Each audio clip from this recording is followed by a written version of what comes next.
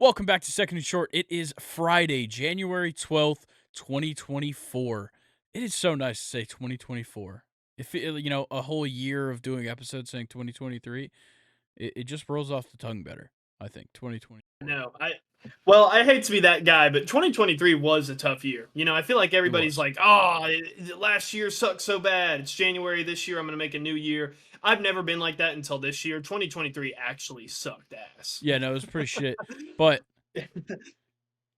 2023 did bring us a new national champion in college football. Michigan are the 2023-2024 college football playoff national champions, but the NFL playoffs are upon us. The wild card round starts on Saturday, goes through Monday. That is an inventive way to open your water bottle. And Couldn't get it. the MLB offseason, of course, continues to excite. So many things going on. Today, we're talking about left fielders, but we can talk whatever we'd like. And then, of course, the Premier League has returned from a 1-week break, and tons of stuff to talk about there, tons of stuff to talk about in transfers. But football at both levels has simply imploded over the course of a few days. In the NFL, Arthur Smith fired, Mike Vrabel fired, Ron Rivera fired, Pete Carroll no longer the head coach of the Seattle Seahawks. They came to an agreement. He's going to stay in the organization in some kind of role, but he will not be the head coach. And then Bill Belichick and the Patriots agree to part ways. It's a bombshell right there with Bill Belichick, Yeah. but he's probably staying in the NFL, but coaching somewhere else because he's 15 wins away from the all-time record. And then in college, the greatest head coach of all time, Nick Saban, has retired. And the best head coaches across the whole landscape of college football are being linked to this job. Dan Lanning already having to say, I'm not leaving Oregon. Kalen DeBoer, they're hot on his tail. I'm hearing Lane Kiffin a whole lot. He seems like the favorite in my mind.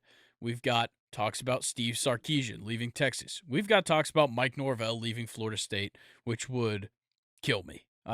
It would genuinely kill me if he left. And we're hearing Dabo Sweeney. Don't think that one's going to happen, considering his treatment of NIL and the transfer portal and a billion other names. I'm getting reports that Bill O'Brien is on campus, and then I'm hearing he's not, and just ridiculous stuff. All I know is that Alabama has a big decision to make here now. And meanwhile, Jim Harbaugh is more likely to be coaching an NFL team next season than his national championship winning Michigan team. Yeah, I wouldn't mind it if Harbaugh came back to the NFL. I mean, I think he's the Chargers head coach next season. that would be really, really nice Yeah. for the Chargers. Yeah.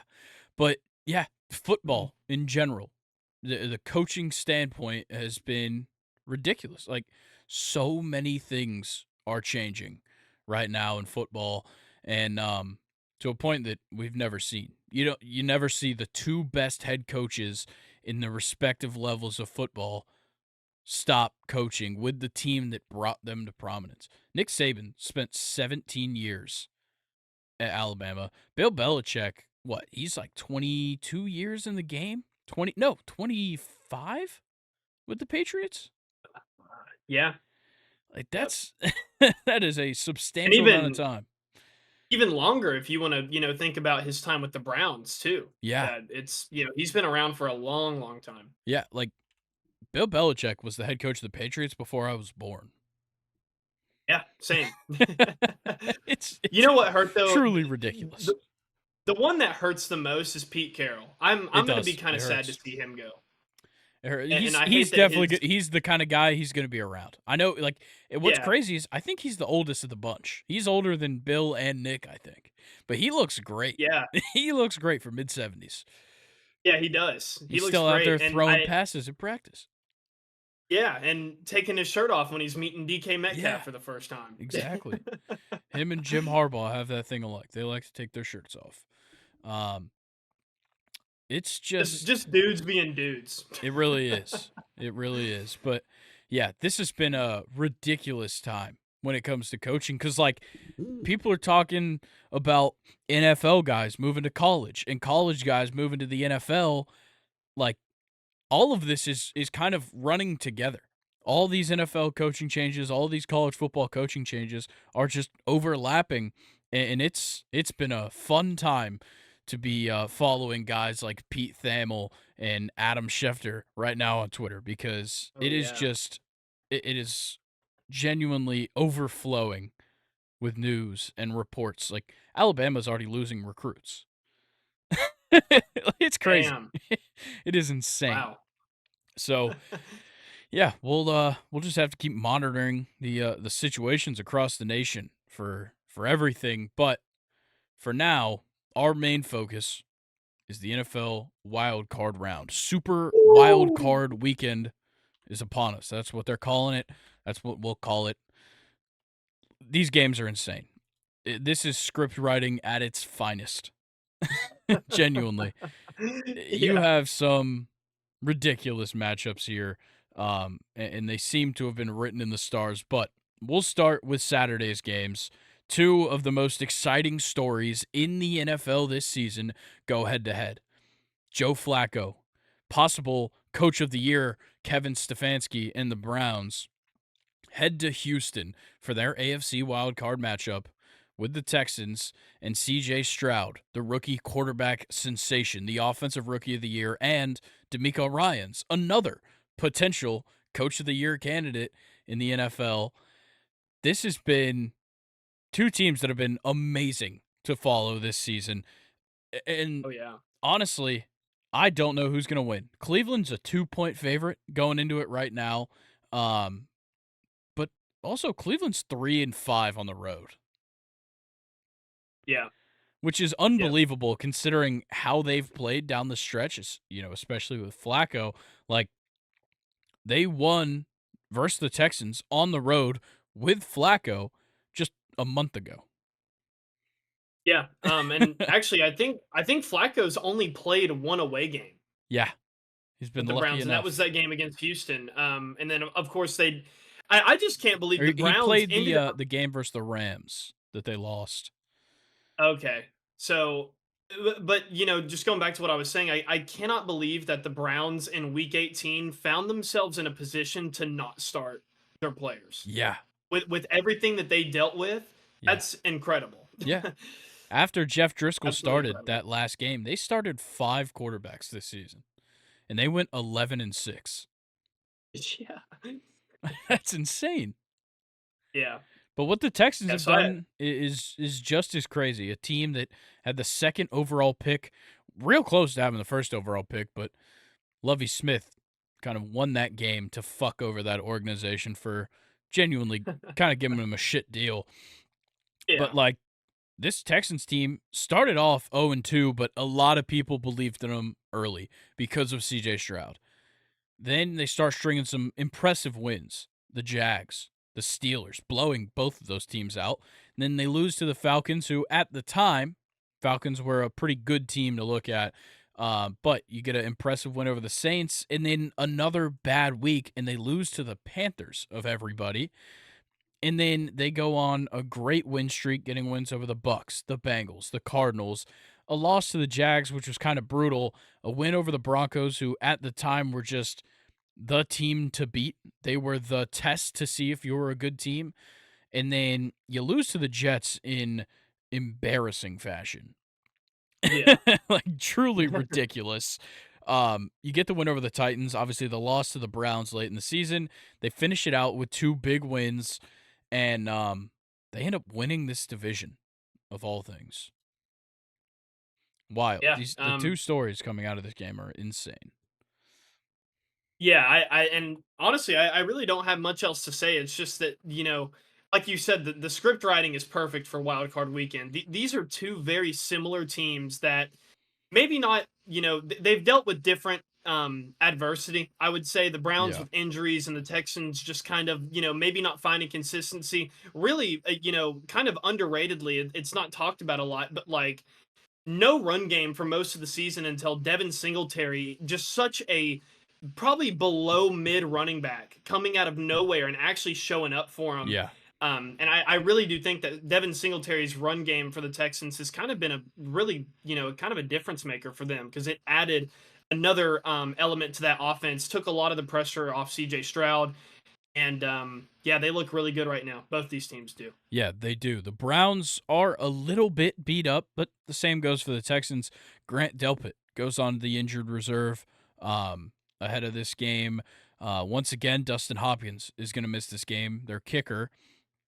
But Amari Cooper going to be back in. Elijah Moore, I believe, is going to be back in after his horrific concussion a couple weeks ago. And, Yeah. you know, it's hard to say the Browns are at full strength because at full strength, Nick Chubb is in this lineup. Deshaun Watson's the quarterback. And maybe they're not this good. If Deshaun Watson was a quarterback, who knows? Yeah. What I do know, though, is that the defense for the Browns is the game changer here, to me. They've been outstanding this season. Obviously, Myles Garrett kind of leads the pack, but there's guys all over that field that just do work. And I think that's going to be their best chance to win this game is the defense because you're facing a young offense, a pretty young offense. C.J. Stroud, Nico Collins, Damon Pierce is on that team, but and then of Yeah. course, a young head coach, a first-year head coach. I think the Browns have the upper hand there, but to me, the Texans have the X factors. C.J. Stroud can go out there and win a game for sure. He's done it 10 times this season, but it's more than that. It's that this defense can step up for sure, and I think this Browns offense. Yes, Joe Flacco's been unreal. Are they stoppable? Certainly. I definitely think they Yeah, are. definitely. Flacco's going to turn the ball over. It's going to give you good field position. It's going to give your offense chances. That's going to be the big thing. And I know CJ Stroud can limit the turnovers. This one's a tough pick for me, but final scores, I'm going to go. I'm going to believe in them. I'm going to do it. I'm going to go with the Texans. I don't want this to be the end of Joe Flacco, but it might have to be. I'm going to go Texans 24, Browns 17. Yeah, and I like what you just brought up there. Your kind of one of your finishing points was the turnovers. And, looking back at the last time these two teams played each other, Joe Flacco threw 2 interceptions. He had a gunslinging game, threw the ball 42 times, almost 400 yards, 3 touchdowns, but he had the 2 picks. On the other side, though, you have CJ Stroud, who didn't start because I guess he was hurt this game. Yeah. And their quarterbacks were Davis Mills and Case Keenum. And Case Keenum threw 2 picks. The game ended 36-22. That game definitely would have been a lot closer because we know CJ Stroud's going to throw 1 pick at most. Yeah.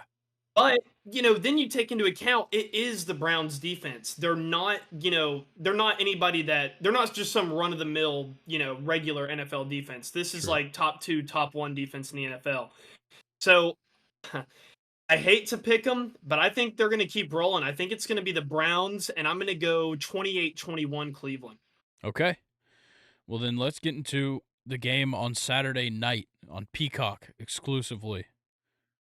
Little controversial to have a streaming service exclusive playoff game, but I don't know. I don't make the decisions. What I do know is that it's going to be 2 degrees in Kansas City when the Dolphins come to town.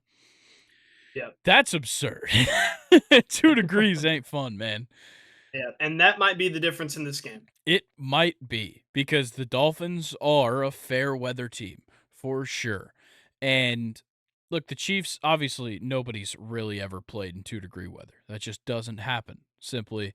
But the Chiefs are, a little bit closer to that. They practice in the cold, whatever. The Dolphins need the sunshine to play well, and I'm certain of that. I've seen how Yeah. Tua plays in the cold. I've seen how these guys play in the cold, and it's genuinely a factor. Yes, both these teams are 11-6. Yes, both of them have their flaws, and they definitely have their strengths.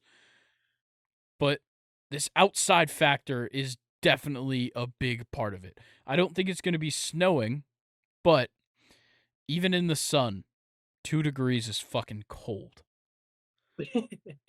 Yeah, especially if you got some wind too. Yeah. Um, Now, you also have some other guys like Jalen Waddle, I think, is going into this game questionable. Same with Raheem Mostert. Yep. Um, and I think the Dolphins also may have both of their safeties, if not just one. And it's really not looking good for Miami. Look, at the beginning of the season, I was high on this team, but I mean, it doesn't take a rocket scientist to look at Miami's schedule, and they literally have only beat bad teams. And when they play Yeah. bad teams, they kill them.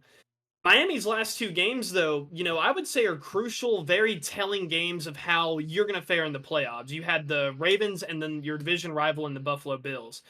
You lose both games, and the Ravens put up 56 on you. Yeah. You only had 19. You would think that an offense like Miami would be able to compete with a high scoring offense like the Baltimore Ravens, but Miami is just not as complete of a team as I think 11-6 has them out to be. I really see no way that Miami wins this game. I agree, especially when you look at all of the injuries, especially to the defense. Obviously, Bradley Chubb 2 weeks ago goes to the IR after the Ravens game. But then, after this past game against the Bills, you have Cameron Goode, Andrew Van Ginkel, and Jerome Baker all going onto the IR. That is Yep. ridiculous. Three linebackers, literally three guys at the same position, all go to the IR. Now, Yeah. you brought up the safeties, both of them questionable, and then Mostert and Waddle are questionable. Xavier Howard out for this game at corner. This is not only a team that probably at full strength, I don't fully believe in to win this game, but with so many injuries to the top guys and the biggest contributors on this defense, I simply can't pick the Dolphins despite the shortcomings of the Chiefs this season. Yeah, exactly. And especially if you have the Tua that we've seen the past 2 weeks, Chiefs are going to pull away bad Yeah. I will this say the game. So, Chiefs, there's things for the Chiefs to do in this game that they must do to continue, this season. Travis Kelce simply needs to get the ball. I know it's harder than it sounds because you could just double him because Kadarius Toney's going to drop the ball, but like you simply have to find ways to get the ball into Kelsey's hands, and Patrick Mahomes has to go into playoff mode. That and I'm yeah. confident that he can. And if it was going to be against any of the teams right now in the AFC in the playoffs, it would be against this depleted Dolphins team. Yeah, 100%. And I mean, like, if we want to be fair to Miami, we can talk about how the Chiefs have, also had their struggles in the past weeks too. Like, I mean, let me see here. They're in their last four, they're 3-1. But those victories came against a 10-point margin against a horrible Patriots team. Yeah, You somehow lost to the Raiders by 6 points. And then the Bengals, with, backup of all backup quarterbacks, has a really good game against you. And that's only, I think, a 2-point conversion game away if the Bengals score a touchdown there. And yeah, then you have the Chargers game, which was meaningless for them. So, the Chiefs have had their struggles too, but unlike Miami, the Chiefs are still able to kind of find ways to beat really good teams that they play yeah. against. And they have the home field advantage in the playoffs. Like you said, it's going to be 2 degrees. I'm taking Kansas City, and I'm actually going to go maybe like 35-21. Ooh, Kansas City. big one. Um, Yeah. yeah. Look, the injuries to the Chiefs do hurt them a little bit. That's why I wouldn't go with a score quite that high. Obviously, for a couple of months now, or like a month now, Sky Moore has been on the IR. He'll still be out for this game. You're missing safety Brian Cook as of last week. Now missing Jerick McKinnon and Wanya Morris on the offensive line. Justin Ross and Kadarius Toney coming into this game questionable. They're a little bit banged up. Justin Ross, a hamstring injury. Kadarius Toney, hip and ankle injury. For wide receivers, you don't want the legs to be hurt. I'm 100% certain of that. And I do agree. Chiefs are certainly going to win this game. I'm going to go Kansas City 28. No, Kansas City 27, Dolphins 20. Okay. I trust that the Dolphins can still put points up on the board because they still have Tyreek Hill. They still have Devin A. Chain. Like, there's still guys that can make plays despite Mostert and Waddle not being 100%, it's just they're not going to be able to keep up. Yeah. Oh, and also I wanted to shout out Tyreek Hill for his performance against the Bills game. I really was thinking that the house fire would be in his mind, Yeah, but he came out and he was normal. I mean, that's he's a professional. yeah, So I wanted to respect him for that because for that was sure. cool. Yeah, Yeah. 1,799 yards this season. Yeah, and dude, it's crazy because like when he was on the Chiefs, I was the biggest Tyreek Hill hater. Like I was kind of like I compared Tyreek Hill to Mbappe, and I would always say anybody that is that fast can play good in the Yeah, NFL or at their sport. But no, without Patrick Mahomes, Tyreek Hill I think has really blossomed into his own kind of wide receiver, not just Patrick Mahomes guy. yeah, And I think that is what separates him from me. I think if even Justin Jefferson was healthy, Tyreek Hill would probably still have had the better season. He was yeah. amazing this year. He definitely was. Yeah. But let's get into Sunday's games because your team starts it off on Sunday at Highmark Ooh. Stadium in Buffalo, New York. Steelers take on the Bills. Okay, I gotta ask: is 10 points disrespectful? It's 10 point. Yeah, definitely Okay, disrespect. okay. I had to see where you're at on that. Yeah, I mean I'm maybe I'm just that Steelers fan, but I really think out of all of the AFC teams that isn't an AFC North team, the Steelers have the best chance against the Bills. I was Yeah, very glad that we're not playing the Chiefs. fair enough. Very, very glad. And But the it Bills, looks like it will be snowing all weekend, and it's gonna be about 1 to 2 feet on Sunday, and yeah. 24 degrees is the high. All I want to say All I want to say is the last time it snowed in Buffalo, we had this running back named Le'Veon Bell who That's had true. like 240 That all-purpose is true. yards against Buffalo in the snow. Then again, Of course, we don't. if I trust out of these two teams to have the workhorse running backs in this situation, Najee Harris is the workhorse running back on the field. Yeah, and he's honestly looked really, really, Yeah, really tough at the end of the season. He's yeah. been playing nice. But then again, James Cook Um, has been fantastic. I just don't know if you can fully utilize his skills in a foot of snow. yeah, yeah. So, yeah, Um, the over under certainly reflecting the weather at 35 and a half. Yeah, but it's unbelievable how different the Steelers look with decent quarterback play. Yeah, Mason Rudolph, he isn't going out there like Joe Flacco and being a gunslinger. Mason Rudolph is, just running a pretty efficient pass game. Like last week against the Ravens, only 2 incompletions. Yeah, it was only for 152 yards and a touchdown, but hey, we still threw for a touchdown. That's something that Kenny Pickett didn't really do that often. And true. also, we didn't turn the ball over. With Najee running like how he is, and with our ability to get big plays, like Deontay Johnson last week had a 71-yard touchdown. George Pickens the week before had a lot of big catches. If we can, have a very efficient kind of short pass game mixed in with the deep balls because we have talent like Johnson and Pickens, I like the offense that we have. I Okay. really do. I really, really do.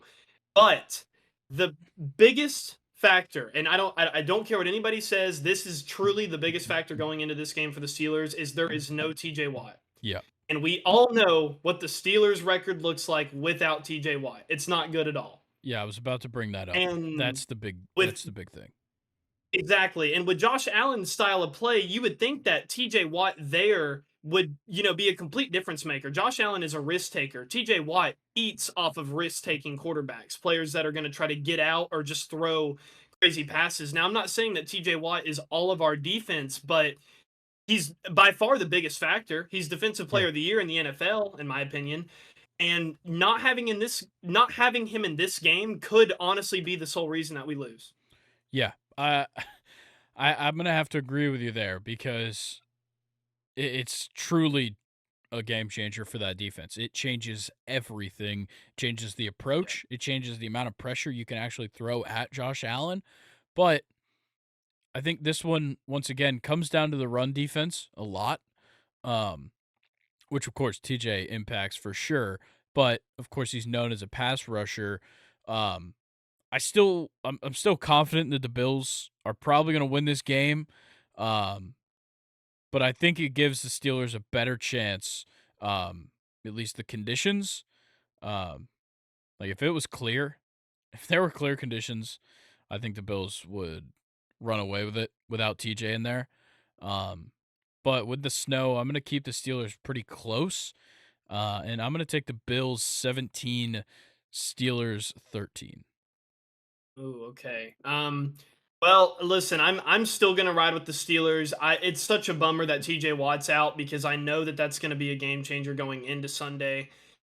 I'm still going to rock with the Steelers, though. I'm going to take my boys 21-17. I think if we keep it close in the first half, we'll start to see Josh Allen get more aggressive in the snow, which will lead to more mistakes, better field position for our offense that, granted, still needs it. I'm not saying that we're a completely fixed offense, Yeah. and I'm hoping that that'll be just enough. So I'm going to go 21-17 Steelers. All right. Well, another storyline to speak about in our second game. You have Big Mike McCarthy, taking on his former team, the Green Bay Packers. A very new Oh, look boy. Green Bay Packers to the one that Mike McCarthy may be used to. In Dallas, which 8-0 at home. Jerry's World, man. They certainly take advantage of their time there. But it is I think it's a better game than some think. This Packers team is in ridiculous form. Jordan Love, Romeo Dubs, Jaden Reed, everybody. Aaron Jones has been hot. I love what this Packers team offers. The Cowboys are insane at home, and I cannot take that away from them. That is the biggest Yeah, roadblock. yeah. And I mean, you even got the playoff history, of the game where Dez caught the ball and Yeah. everything in this one too. It's this one's going to be good, but like you said and how you kind of keep pushing it, the Cowboys, their difference maker is the fact that they won the NFC Beast. Yep. Because them having the second seed in the playoffs means that every game will be a home game unless they play the 49ers. If the 49ers somehow get upset in a game, the Cowboys, that's their path to the Super Bowl. Yeah. Because they'll have all home games in the playoffs. But, I want to reel it back into this Packers game. I think it will be a better game than what a lot of people think. But also, Dallas has been known to just kind of just fucking beat Yeah. up teams They this just year. do it. So I don't know what to expect out of this game. I truly don't. The biggest thing that I expect is points. That's what it comes down to. Look, the Cowboys have been phenomenal at home for sure. The Packers offense is rolling, and the Cowboys defense, yes, they've certainly had their games that they've stepped up, but when you look at the home games and they play playoff caliber, almost playoff caliber teams, I the biggest example I point to of home games, Lions and Seahawks for the Cowboys. Lions Yeah. game 20-19. They let them keep it close. The offense didn't go crazy, and that was against a real, like, true contender in the playoffs. Obviously, it came down to an interesting situation where maybe the Lions got robbed, but then you look at the Seahawks game, and it was kind of the opposite. Still a close one, but 41-35 to the Cowboys. They let Mm. the score run up, and it's just this defense is so here and there. If an offense can address Micah Parsons and not let Deron Bland intercept the ball, you have the best chance to beat this team. But nobody has done it at AT&T Stadium. That's the biggest issue. No. I would love to pick the Packers to upset them, but the proof is in the pudding. 8-0 at home. You can't take that away from them, and I don't think it stops here. Yeah. And going back to the Packers last game, where they actually had to play their starters, they played the Bears, and yeah, they did only put up 17 points. But I want to draw attention to the fact that they still had over 400 yards of offense. They just didn't score. Against the Cowboys, you're going to want to turn those yards into points, or you're going to lose, no matter how many yards you Yeah. have. I mean, it really. You can put up the yards all you want to, but if you're only putting up 17 with 400 yards, that there's an issue somewhere in there, and the Packers are going to have to address that. Yeah, I don't know. I'm thinking a huge game for CeeDee Lamb, and I'm gonna take the Cowboys 28-17 Okay. I'm over the gonna Packers. go Yeah. I'm gonna go Cowboys. Yeah, I'm gonna go Cowboys 31, Packers 21. All right. Yeah, I think that game's gonna be, once again, like we said at the beginning, much better than most anticipate because this Packers team's Yeah, been rolling. But yet another for sure. storyline, as per usual.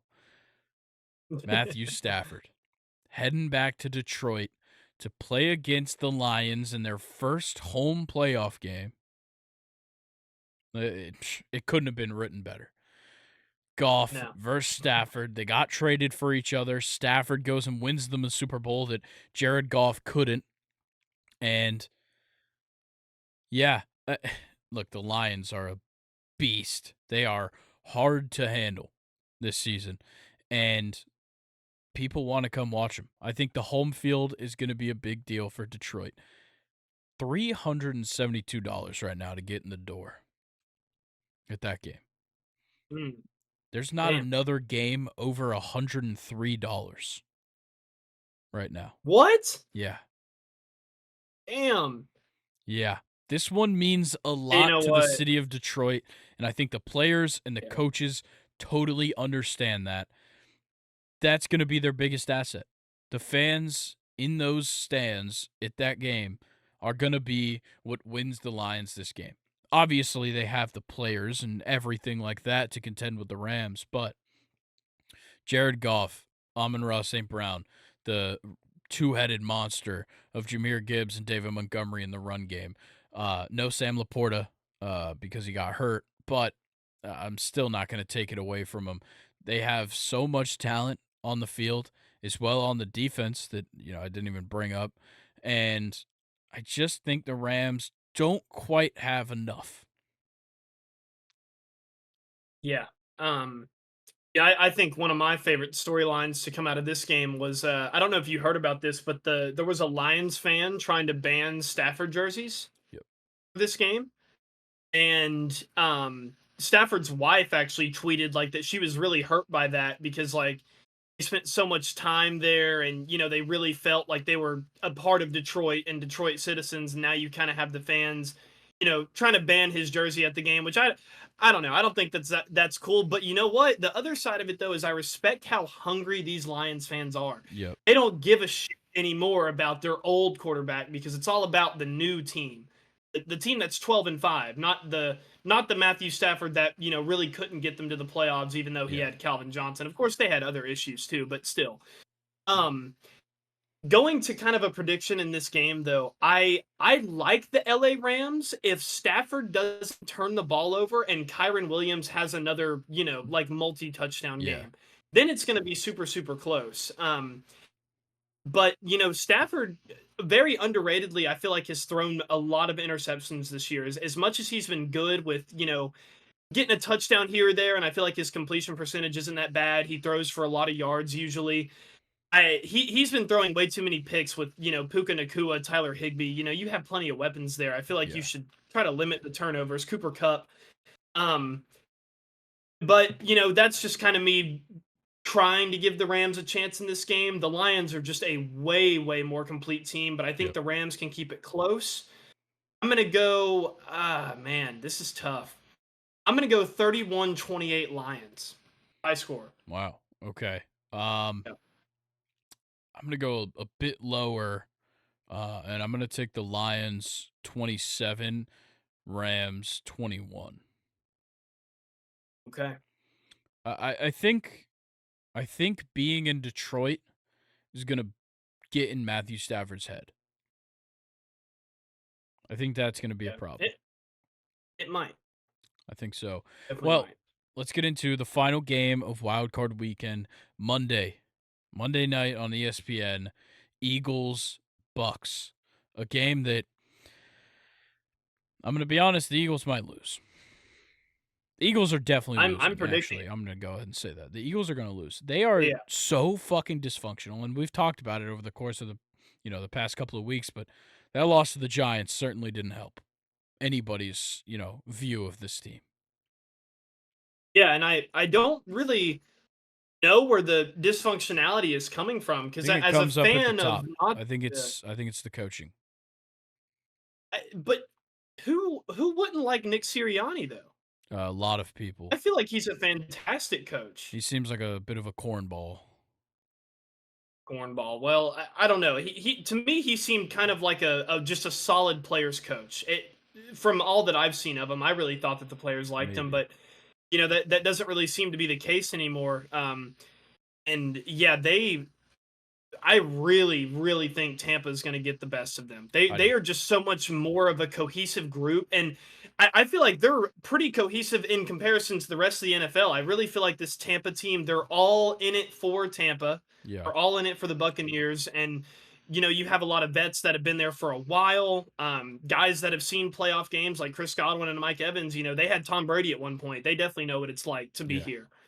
Um, and this Eagles team is just kind of a little bit younger. They had a lot of moving pieces in the offseason. It's not really the same Eagles team that we saw last year that went to the Super Bowl. Um, and I think Tampa's going to go into the link and get them. Or Yeah. no, this is in Tampa Yeah, it's in Tampa. because Tampa won their division. Yeah. That's right. So Yeah. I think even that's a big more. factor as well. The Eagles playing on the road. They're 5-4 on the road. They only lost 6 games this year. So I, Yeah, I think the I think the Buccaneers, this is their game to win. I know Philly's a 3-point favorite, but it just seems like it would be the cherry on top for how poorly the second half of the season's gone for the Eagles to just lose in the first round of the playoffs. yeah. But then again, on the Tampa side, as much as they have been able to win games, they haven't really looked the best doing No, it. We've not really 9-0. seen. Yeah, we've that's exactly what I'm referring to. We haven't really seen, especially here at the end of the season, of games where Mike Evans and Chris Godwin are going off. Yep.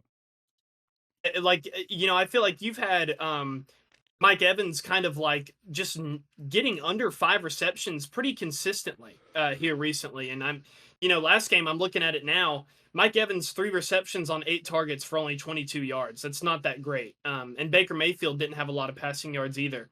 Yeah. So, but is the Eagles' dysfunctionality worse than kind of Tampa's dormant offense with their weapons? I don't know. Yeah, But I that's tough. still would give Tampa the edge in this game. Yeah, I think when it comes down to the outside of what the players are capable of, when it comes down to like the outside factors, which in this case I'm talking about coaching, I trust the coaching of the Buccaneers more than the Eagles right now. Head coaching, offensive coordinator, defensive coordinator. The defense for the Eagles is a fucking mess. And it's just like I like that you pointed out that the Buccaneers are a cohesive team. They're all on the same page. Meanwhile, AJ Brown's losing his shit and the whole defense is falling apart for the Eagles. Like that's what wins playoff games is like a team. Yeah, That's the big thing to yeah, me. And yeah, I'm gonna take the Bucks. Um, I think I'm gonna keep it real close though. I'm gonna take the Bucks 21-20. yeah. I could definitely see it being a close game as well. I'm going to go 24-20, just a little bit of a bigger margin. Okay. But yeah, I want to go back to AJ Brown before we move on to our top 5 list because like I'm kind of concerned about him. It's reminding me a little bit of Antonio Brown, but without the leadership. Because AJ Brown Yeah. did lead that players meeting, but I don't know. AJ Brown just seems very like football isn't number one in his head right now. Like I'm actually talking more about kind of like mental health. AJ Mhm. Brown is not acting normal in my opinion at all.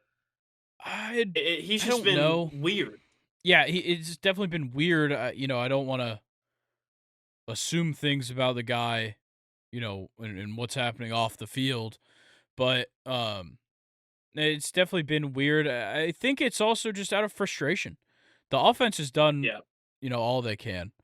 AJ Brown had a phenomenal season, And Jalen Hurts, yes, there was some games where he didn't play great, but he also had been dealing with an injury like all season. Like this Yeah. offense has busted their ass to try and get victories, and there's a lot of losses, especially, well, kind of all of them in the second half of the season, considering they started off 10-1, um, Yeah. that have come down to the defense. And yeah, I guess, you look at some of the games in the second half of the season, you're like, well, how did you give up 27 points to the Giants? How'd you give up 35 points to the Cardinals? How'd you give up 25 and win against the Giants? You gave up 20 to the Seahawks, 33 to the Cowboys, 42 to the 49ers.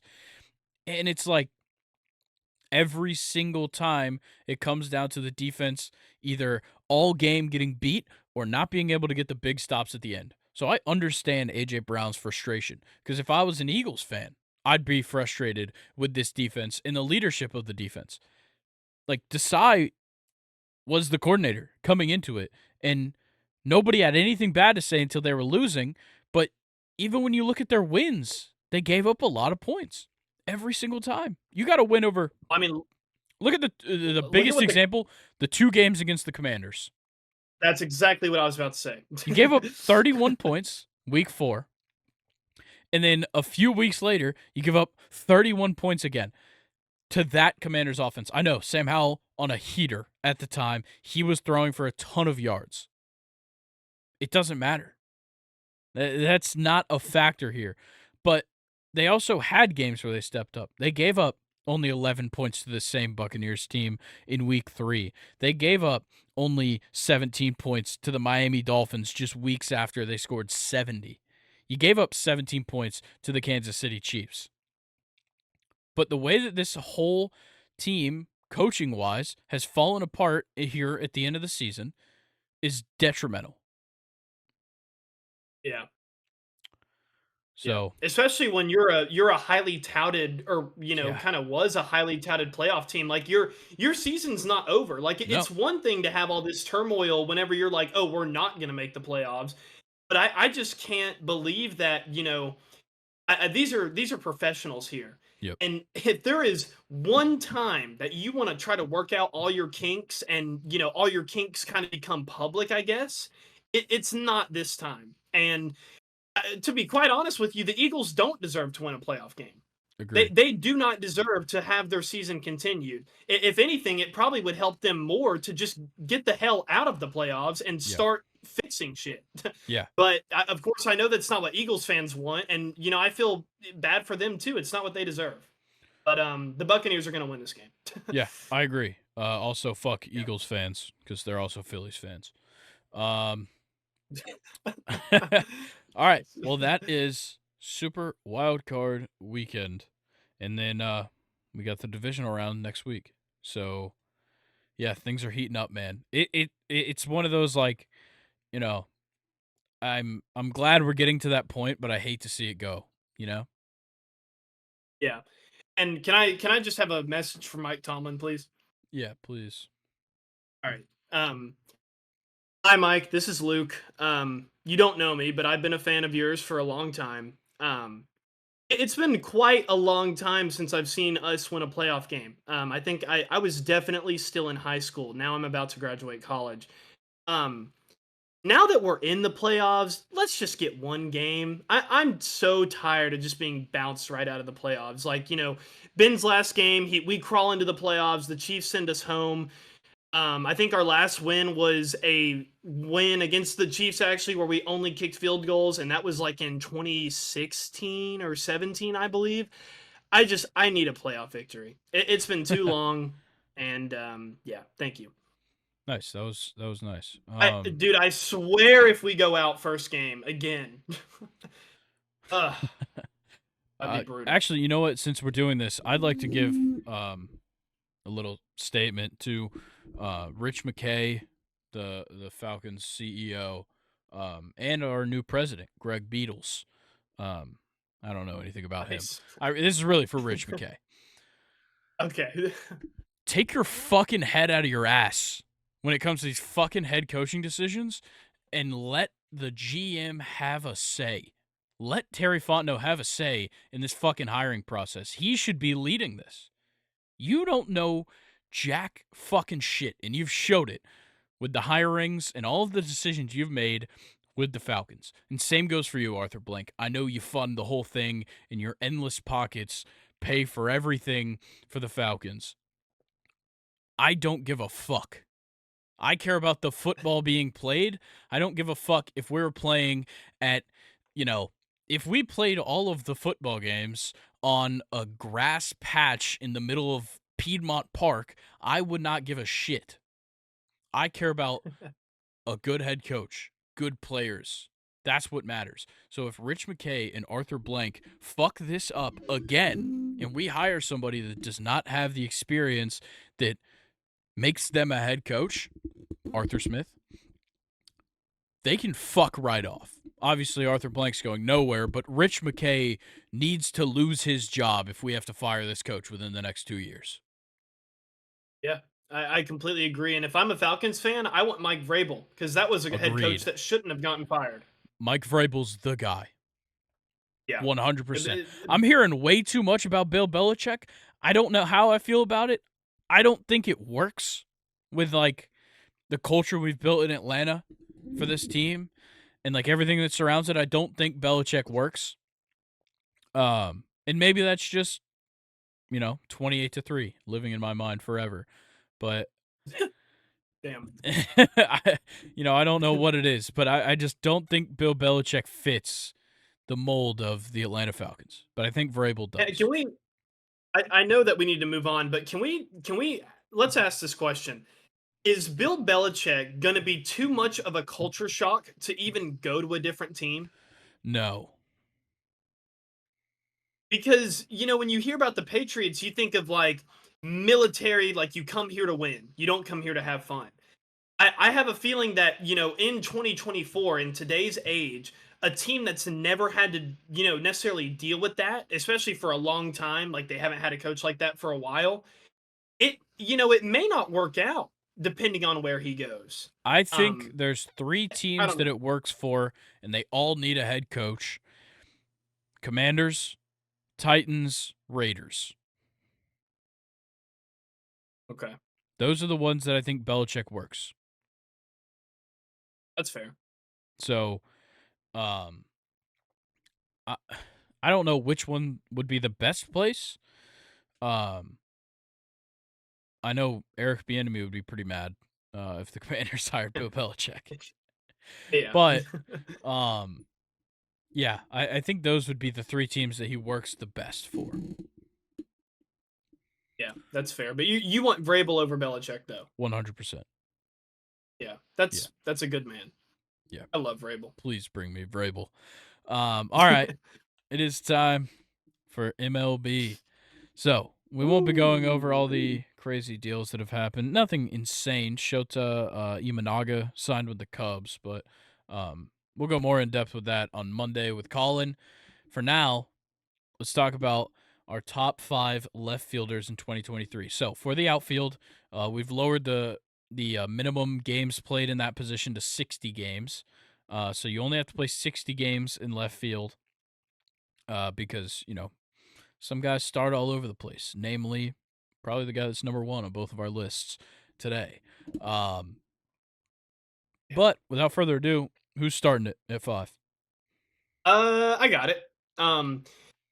Left fielders, I had this struggle of it seemed like there was less talent Agreed. at left field than any other position that we've done. I don't know. It's a normal thing. Yeah, you just said that you felt the same way, but yeah. At number 5, compared to our other top 5s, he probably wouldn't have even made my like top 20, honestly, which is not to take away any, of his player ability. But number 5, I took Ian Happ. I have some interesting stats here. I didn't write down any of his major stats because honestly, I didn't really think his batting average, home runs, RBI, or OPS were that impressive to talk about. But he still had a really, really good season nonetheless. 22.3 K rate is his career best, and he did it this year. And I always like seeing that from the older guys when they make a big change to their game. And I think that was Ian Happ who just kind of decided to stop swinging at some things this year. Yeah. His walk rate 14.5 is in the 95th percentile in the MLB. He's basically up there with Soto, just not quite. And his chase rate plummeted this season. And, I feel like he's always been kind of a decent fielder as well. So he made my number 5 with the Cubs. Okay. Mr. Ian Happ. Nice. Yes, sir. I have a former Cub at 5, but not Ian Happ. I've actually got Kyle Schwarber here. Played 150 games in left field, which very surprising. But it's because Bryce Harper played a lot of DH this season. Kyle Schwarber played 160 games this season, which is crazy. And yeah, you might ask, Grayson, how did you put somebody on here that struck out 30% of the time? How did you put somebody on here that batted below 200? He hit 47 home runs. He scored 108 runs, which is crazy, and had 104 RBIs and a slugging percentage of 474. And if you're looking at ISO, which is isolated power, it's slugging minus batting average, a 277 ISO for Kyle Schwarber. That is the literal textbook definition of a straight-up power hitter. Like, if you look at Fangraph's offensive rating, he was a 16.4. You look at his defensive rating, negative 26.5. Obviously, I would have loved to put a guy who was, I think, second in the National League in home runs way higher up on the list. He plays abysmal defense, and he strikes out a shitload. But the second highest walk percentage on my list at 17.5. Wow. Yeah. He's got a good eye. He just likes to swing. Yeah, I wonder who was first. Anyway, number 4, I went with Christian Yelich. Pretty surprising whenever I was making this list. I kind of thought that he was on the decline, which I think he is compared to his rookie year. But he actually had a pretty good year this year. 278 batting average and a 818 OPS. As I've written down here, not many home runs or RBI, but he lowered his K rate from last year.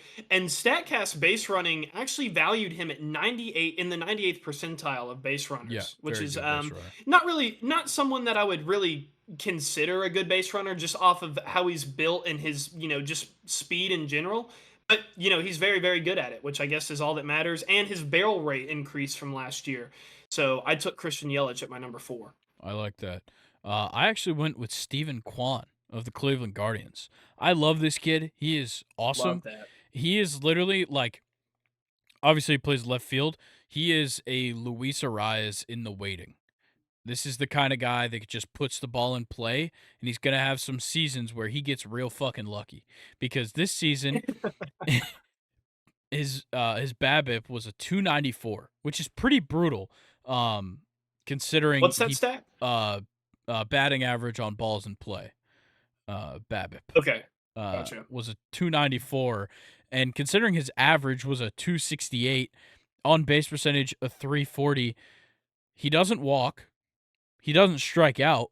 He walks 9.7% of the time. He strikes out 10.4% of the time. That's hard to come by. Wow. 10, anywhere under 12 is phenomenal. But the guy scored 93 runs. Obviously, he doesn't hit for power, 5 home runs this season.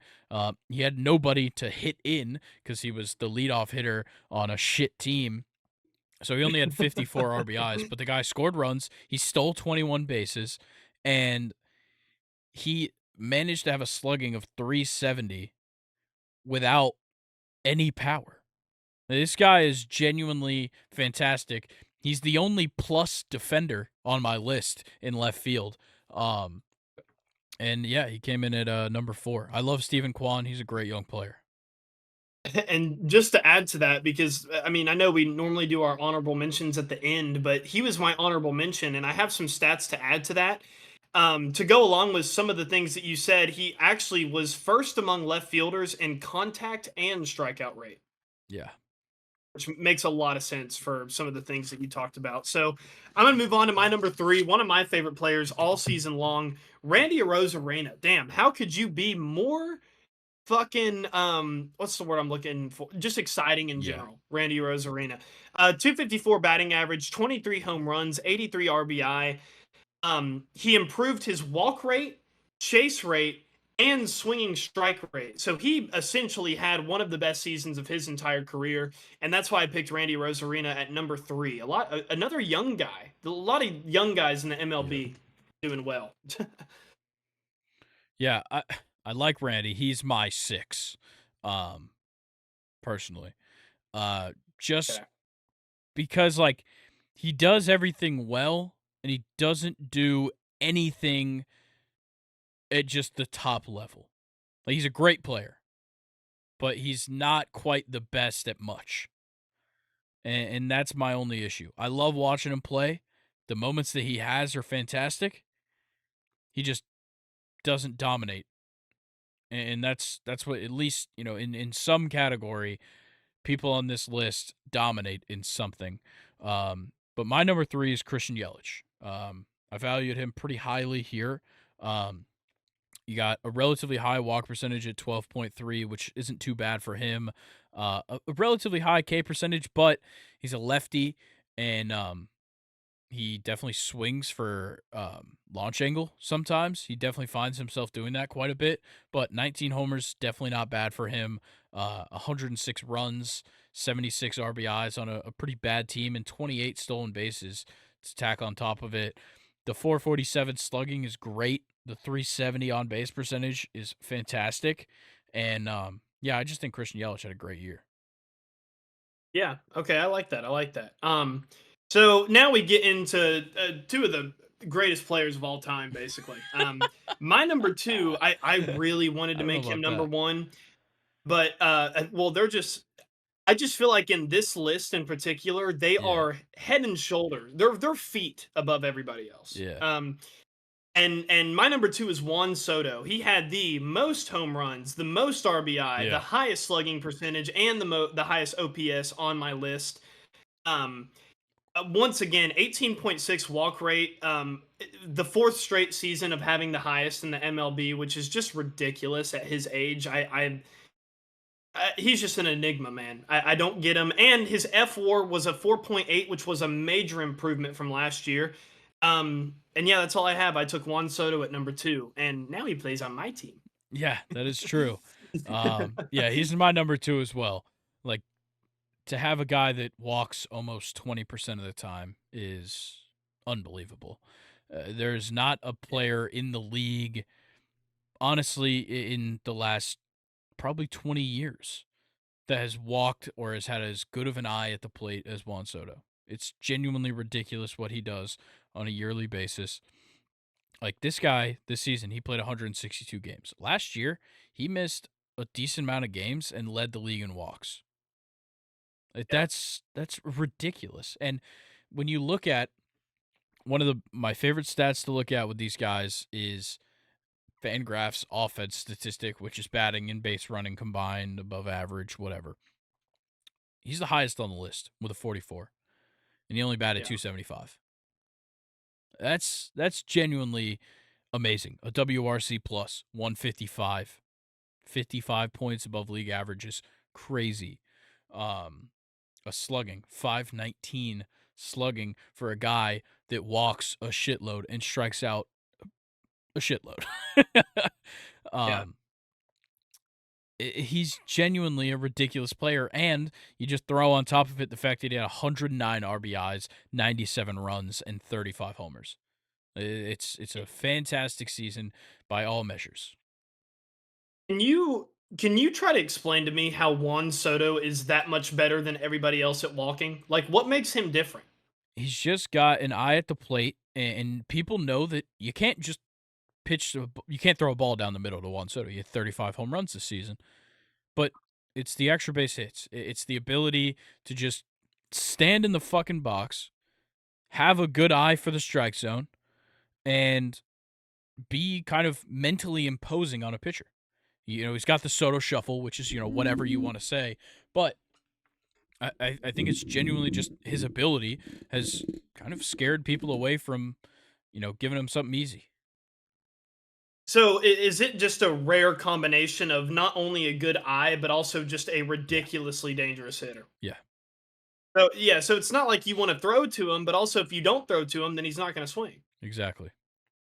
Yeah. Well, All right, my number one, and I'm sure your number one as well, was Corbin Carroll, who had in incredible rookie Yep. season. 25 home runs, 76 RBI, 285 batting average, 800 or yeah, 868 OPS, and still 506 slugging for, someone his stature. I don't think you'd really, No. think that he would slug that high, but he sure did. This is what's insane to me, though. This is where we start getting into why he was my number one. Both runs and stolen base totals were in the top 10. Yeah. Ridiculous. He was top in F WAR and B WAR for left field. So, I mean, automatically, that's kind of all you really need to say for him there.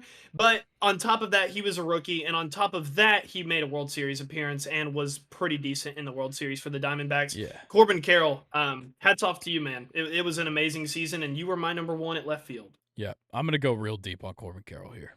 This one, Let's hear about this. I've got some pages pulled up for Corbin Carroll. Oh, gosh. Okay. Look, we'll go off the surface level.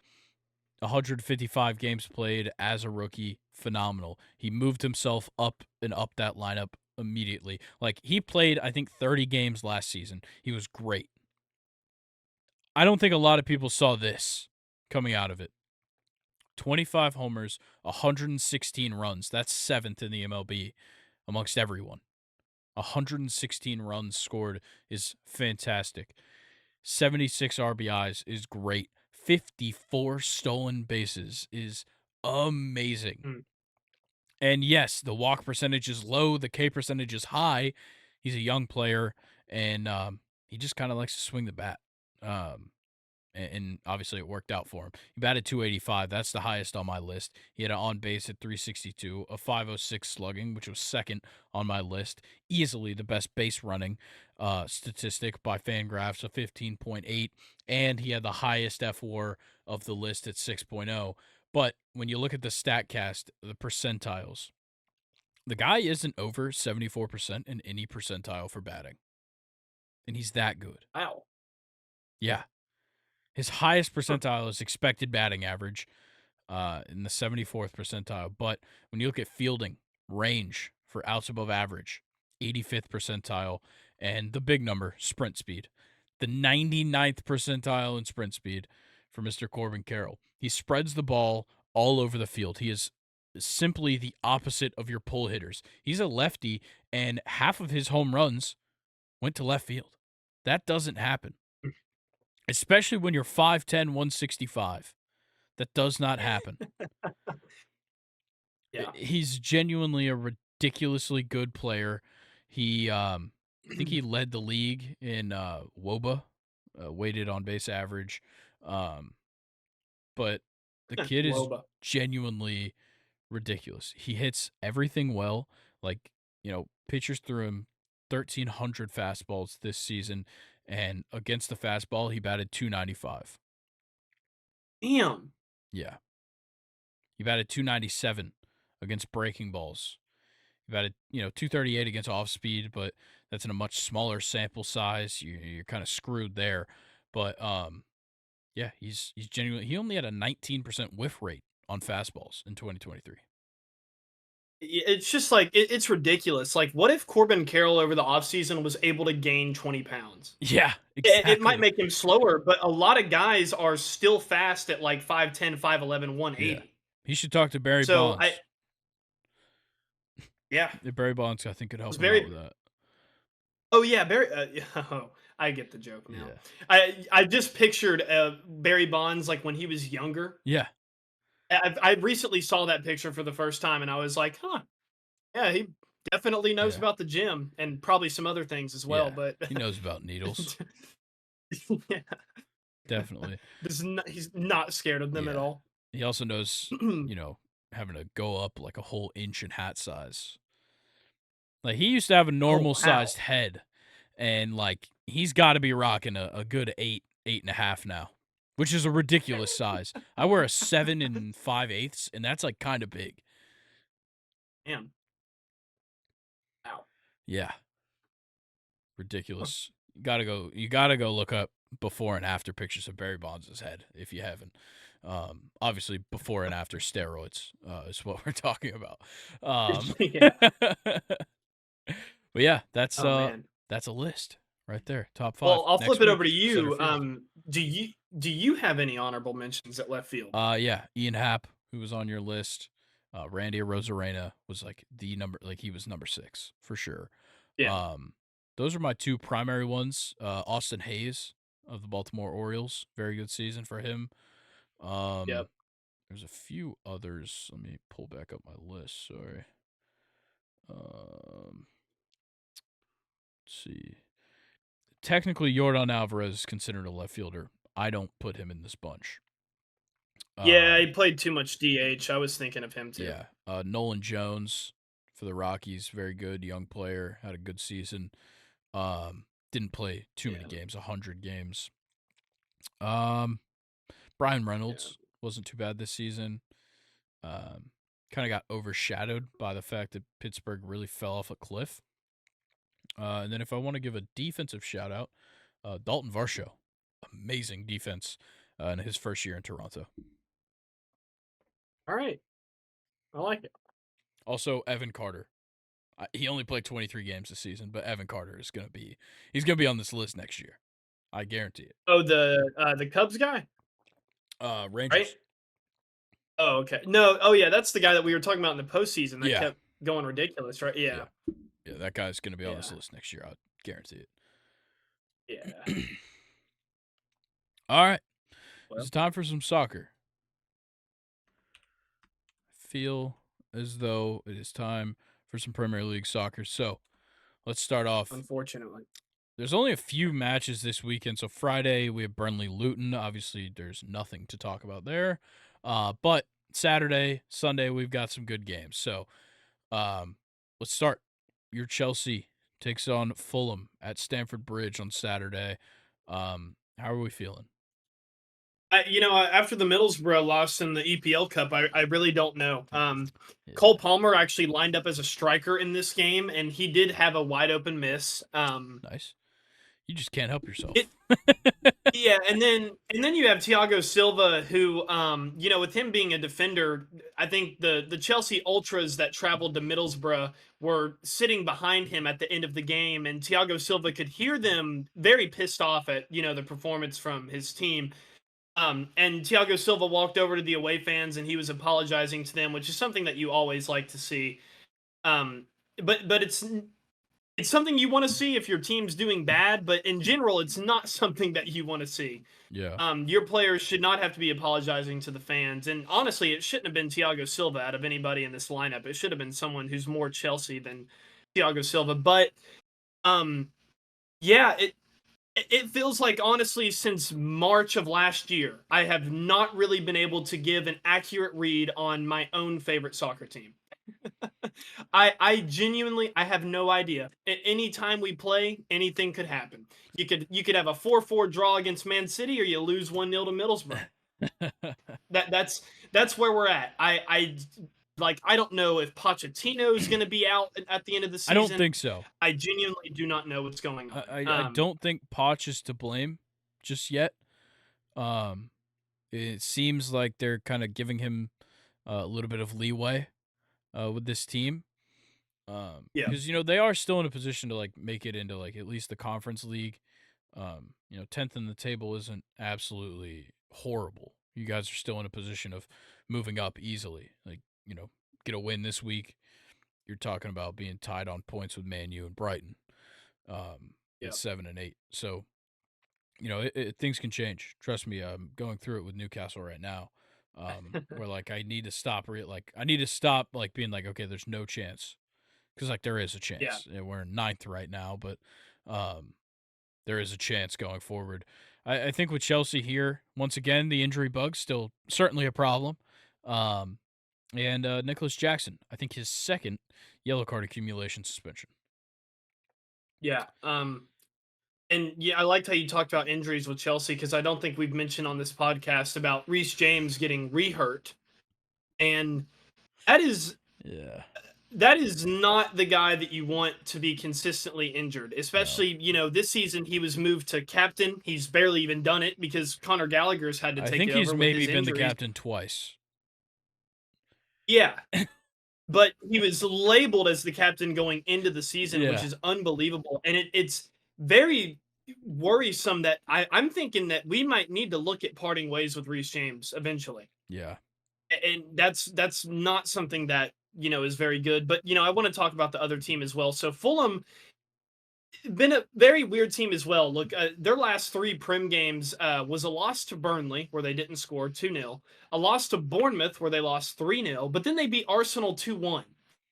Yeah. Um, so Fulham have kind of been another wild card here. And, with me not really having much else to say about this game, I feel like there's a lot of question marks with both Fulham and Chelsea. I'm just going to go 1-1 draw. That's a very fair assessment. They did just get knocked out of the EFL Cup by Liverpool yesterday. They lost Yep. 2-1. And back last week, about a week ago from today, they did beat Rotherham in the FA Well, Cup. yeah. With the Liverpool game, there is a second leg. So Oh, okay. Okay. Middlesbrough Cool. it's Middlesbrough, Chelsea, Liverpool, Fulham are the teams that are left. Ah, okay. Cool. Yeah. Um, all right. Then, yeah, I don't know. Fulham, a lot of players from Fulham being talked about leaving right now. That's definitely going to cause some problems. Um, I'm going to, yeah, I really like you saying 1-1. I'm going to go, you know what? I'm going to go 2-1 Chelsea. I'm going to be the optimistic guy here for you. Okay. That I appreciate that. Because God knows I need it. Yep. And then the other game on Saturday, Newcastle versus Man City. Not feeling good about it at all. Not feeling good about it at all. Hopefully Holland is still out. Doesn't help us all that much. We are struggling, and it doesn't help that I was going to bring this up in the transfer news part, but yeah, Eddie Howe said, nope, we're not looking for anybody this January. Not any positions, nothing. That does not help how I feel about this team right now. We've been bad, really, really bad. These past couple of weeks, 3 straight losses, 4-2 versus Liverpool, 3-1 versus Nottingham Forest, 1-0 against Luton. It's horrible. And now we have to go up against Man City, who is just, they're Man City. Not much else to say. These guys don't lose. Literally mowing down teams right Yeah. now. Yeah. Like, they haven't lost a game since December 6th. Yeah, must be nice. Yeah. Oh Shit, they man. haven't drawn a What? game since December 16th. I do want to point out though to Newcastle's point is their game against Sunderland, of course it was against Sunderland, but it's still an FA Cup game, and the FA Cup, Yeah. I love the FA Cup. I think it's pretty important. Newcastle did field a pretty much their starting lineup from what I'm looking at, except for maybe like a couple guys. But I mean, Miguel Almiron finished with an 8.6 rating. He was fantastic. Isak had 2 goals. And I feel like, Isak has been kind of a guy in a drought here recently. So maybe this is some confidence that he can build. And really from the website that I use to calculate like soccer ratings and stuff, Sean Longstaff was the only poor rating on this Yep. team. Same for me. Everybody else played fantastic for them. And it was a, 3-0 shutout. Yeah. That's pretty good. So, of course, it's going into a Manchester City game, and it may not have much effect, but I think this game going forward for Newcastle, like after Manchester City, it looks pretty promising for them. Yeah, I agree. I think, with the Sunderland match, like that's a big rivalry for Newcastle. I know Sunderland has taken quite the dip since, what, 6 years ago when they're in the Prem. Yeah. But yeah, it's nice to see that victory. And it's nice to see us just kind of putting some goals up. I know they scored an own goal, Sunderland, but seeing Isak score and seeing him have a brace in this game was awesome. I know a penalty, but and Miguel Almiron with the assist, and Fabian Schär playing good after we just extended his contract. Sven Botman playing well. Kieran Trippier getting right back at it. He was pretty bad for all of December. But seems like he's right back in it. And yeah, I'm liking what I'm seeing when you look at that Sunderland match, but when you go back to, you know, everything before that, it's, a loss to Liverpool, a loss to Nottingham Forest, a loss to Luton, a loss to Chelsea. Like it's bad. Um so look, they've got to do something here. I think you throw all you have at it. We've played well at St. James Park this season, and I think that's a big part of it. We're the third best team at home, but City, the best team away from home, the best team in goals per match, and of course they have Erling Haaland, who has 14 goals this season. Yeah. Damn. Yeah, it's tough.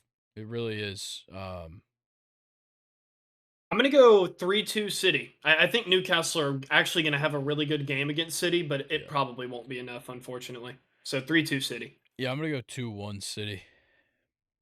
I don't believe in us to win. At least against a team of this magnitude. I'd love to come out and have a good performance, but I don't think we'll win even if that happens. Yeah. All right, our next game, Manchester United versus Tottenham Hotspur.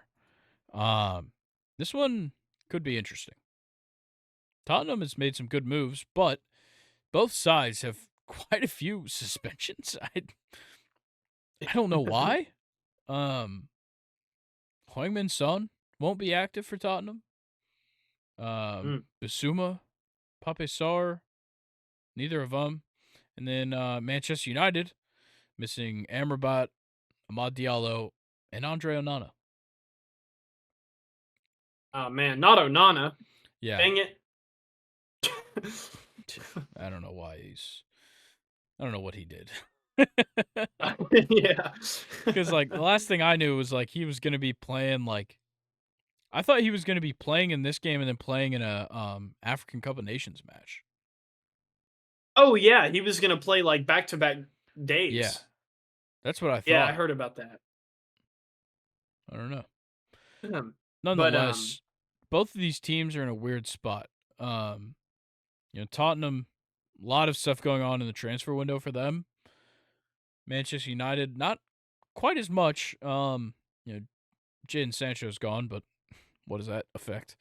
Um, I do think that some of the injuries that Manchester United are facing right now, though, do hurt quite a bit. Lindelof is going to be out for an extended period of time. Same goes for Mason Mount. Luke Shaw, a little bit beat up. Lissandro Martinez just coming back to training. Casemiro's just coming back to training. Harry Maguire and Martial, both doubtful for this game. It doesn't serve them well, but the same goes for Tottenham. The injuries don't look good for them, especially when Heung-min Son's out, but then James Maddison still isn't quite back. Even Perisic going to be out for a while. Christian Romero going to be out for a while. Neither of these teams are in a great position when it comes to the fitness of their squads, but Tottenham certainly on the better form. yeah, I really like Manchester United giving the Kobe guy a lot of chances. I think Yeah, Kobe seeing Manu. him kind of Yeah, yeah, seeing him kind of find his way into the lineup has been kind of nice for this team. I feel like when you're having a bad season, it's kind of always good to try to dig a little bit deeper in your squad and see yeah, what you actually have. Kind of take a step away from just throwing your best players at it all the time. I think in this game, Rasmus Højlund missed a lot of, like a couple of open shots on goal here. I think it was this game, and a lot of people are starting to question his confidence, which is not good yeah. for Manchester United moving forward. But oh, and I'm sorry, I'm talking about the FA Cup game against Wigan. By the way, Gotcha. I never even mentioned that. But yeah, but how about Johnny Evans lining up with Rafael Varane?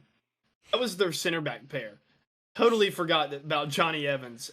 Yeah, But yeah, this United team just really hasn't looked that great either. They have just so many flaws all over the place. Even with some of their better players as well, just haven't really looked the best.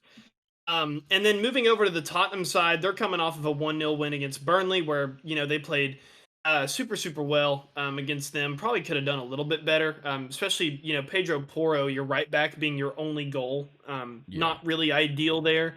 But then again, you look at the Richarlison, attack. Yeah. You look at the attack, it's yeah, pretty bad. yeah. And as much as I like to see Tottenham struggle, I just really wish that James Madison was healthy for them, Yeah. because what a season he was having with Tottenham there before he got hurt.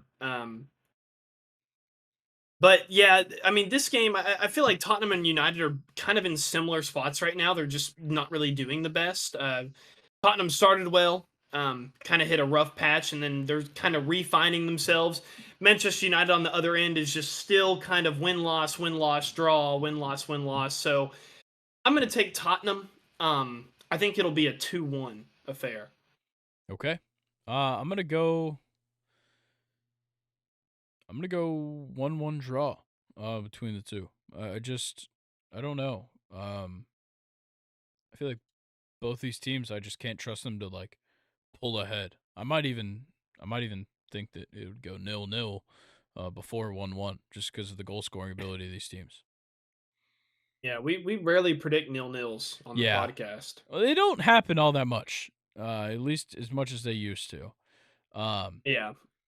your other match this weekend is Everton versus Villa. We're not really going to talk much about it, but it is also going to be on. Everton really struggling right now. They came up hot, man. They were getting hot after the points deduction, and all of a Hmm. sudden 2-1 to Tottenham and 3-1 against Man City, and then 3-0 against Wolves. Tough Not doing break. so well anymore. Yeah, not too good at all. We're now 20 games through the season. I will say, Sheffield United, well in last place. Yeah, but Aston Villa are literally ahead of Manchester City on the table It's right now. crazy. So It is insane. Aston Villa that is is ridiculous. been phenomenal. Yeah. But let's talk about some transfer news. Why don't we? Because there's a lot going on. Yeah. I've been Like, sending you stuff on Instagram a yeah, lot.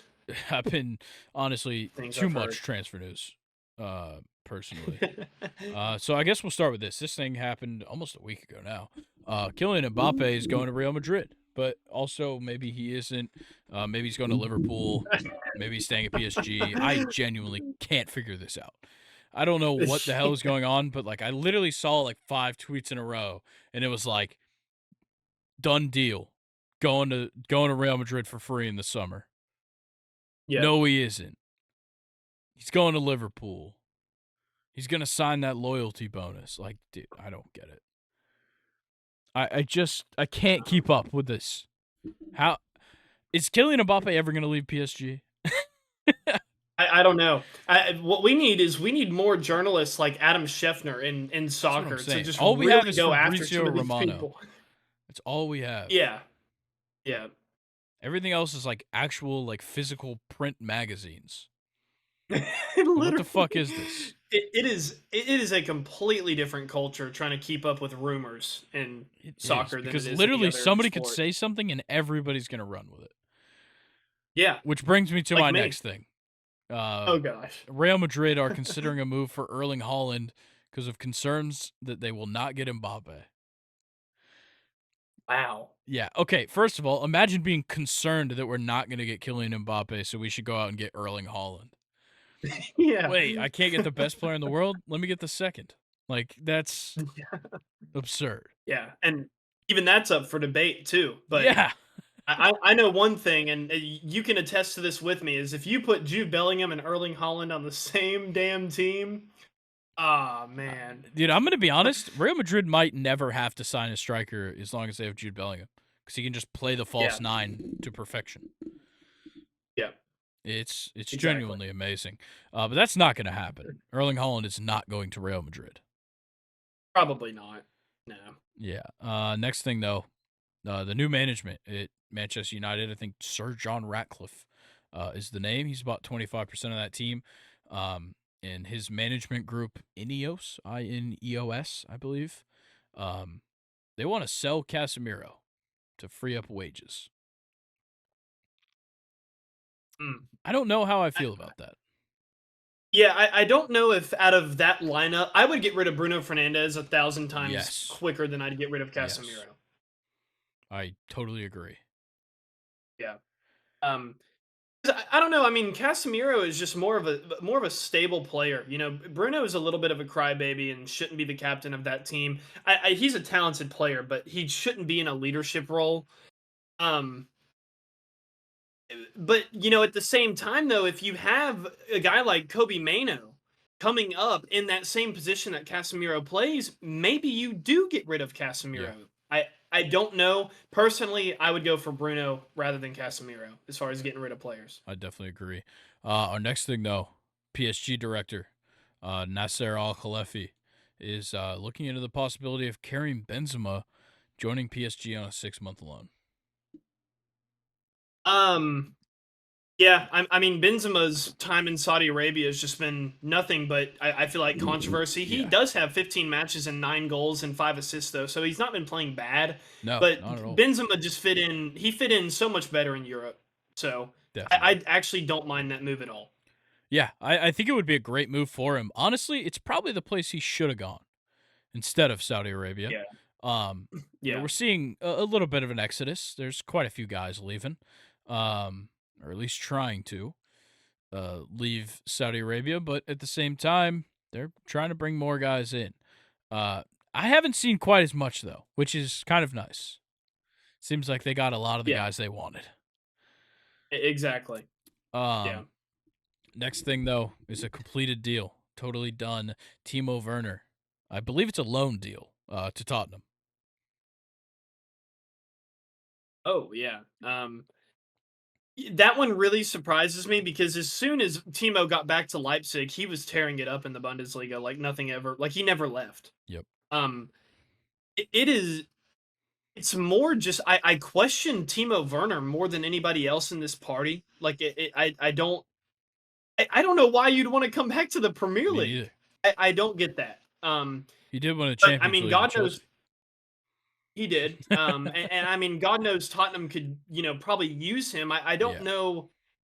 I don't know if I mean he probably will be better than Richarlison. Let's be honest. But Definitely, I'll say that. yeah, personally, if I'm Timo, I don't know why I'd want to come back to the Premier Yeah. League. That's kind of my thoughts on that. I think so. I definitely agree with that. I think it's just a matter of maybe he wanted to have another chance, give it another try. Maybe it was the environment. Yeah, could have been. I mean, Chelsea, have messed with a lot of strikers' careers from Timo, Morata, Higuain. It's been ever since Diego Costa. We've kind of just fucked up a lot of people's, Chelsea career. Yeah, it has been great. I want to, take this time to make it known that I do not think that Victor Osimhen's going to go to Saudi Arabia. I don't think that because I don't want to be in the same place as Kvaratskhelia agent. I don't know. Yeah, I'm sure you saw this. Victor Osimhen posted on his Instagram story, directed at Kvaratskhelia agent. You are a piece of filth and a disgrace. I am embarrassed at your sense of reasoning. Dumb fuck. Keep my name out of your mouth. That's awesome. Dumb fuck is awesome. To put something in like those first two sentences are so eloquently worded. You're a piece of filth and a disgrace. I'm embarrassed at your sense of reasoning. And then dumb fuck. That's awesome. I love it. Yeah, and we've kind of been keeping up with this a little bit on the podcast, but like Victor Osimhen's relationship with Napoli just jumped off a cliff. I have no idea what happened, but I mean he went from winning a title with them for the first time since Maradona to now just there's no way he stays. Yeah, no way he stays. Yeah, it's insane. I don't get it. But yeah, I don't understand. I do like this stuff. Like I said, go ahead. I hope it's Chelsea. Yeah, for Osimhen, I really do. Yeah, I do like this news. Newcastle will be rejecting any offer for Bruno Guimaraes from PSG this January. Hey, that's good for y'all. That's all I needed to hear because nobody else is even going to try him. PSG just Yeah. has money to burn. And quite the opposite for this club. Barcelona does not have money to burn. They're pulling out of the race for Joshua Kimmich because they can't afford him. And his And Kimmich on Barcelona, though. that would Oh have my been sick. god. It would have been sick. Yeah. But what's worse about that is that I've been seeing rumors he's going to go for like 25 in the summer, and Barcelona can't Oh afford him. wow. That's Yeah, insane. Barcelona has no money right now. In case you're wondering, they've had 2 other moves they've been interested in, and as soon as 20 million gets brought up, they cower. I, I don't understand how a club like Barcelona can constantly find themselves in the financial troubles that they do because I thought that the whole reason they gave away Messi was so they could dig themselves out, but they're still Nope. here. I don't understand. Yeah. I really don't understand. So speaking of Joshua Kimmich, who else would go out and sign some of the best fullbacks in the world but Man City? They're expected to Oh make a move for god. him this summer. Damn Yeah. it. Yeah. Oh Of man, course. Of not good. course. Why not go out and get a fullback that played CDM to start his career? It's almost like all of your fucking fullbacks play center defensive mid or Yeah. something. It's crazy. This guy Pep is has a literally type, supposed man. to be the next Philip Lahm, and now he's just going to be a cog in the system at Man City. Yeah. Oh man. All right. Our next thing, Hmm. the other fullback from Bayern, Alphonso Davies, very likely to leave Bayern for Real Madrid this summer. Yeah, that's a good player. It's crazy that Alfonso Davies, he's still actually super, super young. He is, yeah, and like he's kind of Yeah. had like not the best of years the last like this season and last season. Yeah. I don't know if you keep up with him a lot, but he was dating somebody that played on PSG's women's Yeah, team, I knew and that. they broke up. And she's dating oh my god, the Seattle Mariners. I can't think of his name right now. Oh, Julio Rodriguez? Thank you. Damn, I couldn't think of that Wait, guy. that's who But that yeah, is? I didn't know that was Alfonso Davies' she's ex-girlfriend. yeah. Cuz she plays on the Seattle Rain or whatever.